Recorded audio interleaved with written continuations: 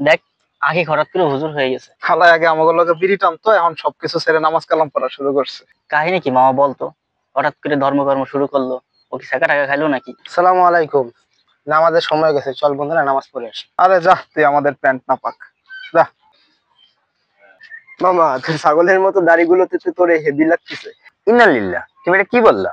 দাড়ি রাখা মুসলমানের জন্য অজীব এবং রাসূল সাল্লাল্লাহু আলাইহি ওয়াসাল্লামের সুন্নত, আর তুমি এই দাড়িকে ছাগলের দাড়ি বলে উপহাস করলে। হুজুর, রাম ছাগলেরও তো দাড়ি হয়। হুজুর, ও আমাদের ক্লোজ ফ্রেন্ড, তাই একটু দুষ্টুমি করলাম আর কি।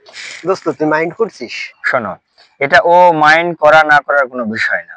ইসলামের কোনো নিদর্শন নিয়ে উপহাস করলে ইমান ভেঙে যায়। কি বলেন হুজুর?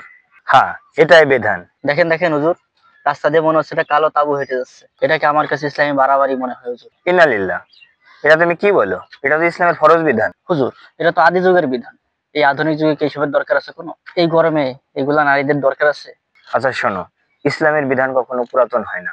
আল্লাহ এটার মধ্যে কল্যাণ রেখেছে। পর্দাহীনতার কারণে ধর্ষণ কিভাবে বাড়তেছে দেখতেছো? ইসলামের কোনো বিধান কি কেউ যদি বলে যে আমি মানি না, এটা সেকেলে, এটা পুরাতন, তাহলে তার ইমান নষ্ট হয়ে যাবে। এটা জানো? কি বলেন হুজুর? অনেকেই ভাবে শুধু শিরক করলে ইমান ভেঙে যায়, কিন্তু এর পাশাপাশি এগুলো করলেও ইমান ভেঙে যায়। হুজুর, তাহলে আমার কি মান ভেঙে গেছে? হ্যাঁ, তুমি যদি সত্য এটা উপহাস এবং টিটকারি বিষয় করে থাকো, তাহলে তোমার ইমান ভেঙে যাবে। হুজুর, তাহলে আমি গোসল করে আসি, আমার তওবা পড়াই দেন। শোনো, তওবা করতে বা ঈমান আনতে গোসল করা জরুরি না। মনে মনে অনুতপ্ত হও, মনে মনে আল্লাহর কাছে মাপ চাও এবং কালিমা পাঠ করে ফেলো, তাহলে ঈমান নবায়ন হয়ে যাবে। আর কখনো এমন কাজ করবা না, তাহলেই হবে। কি ভয়ানক ব্যাপার এটা! ইমানও যে ভাঙে আমাদের, এটা তো আগে জানতাম না হুজুর। হুজুর, আপনাকে ধন্যবাদ।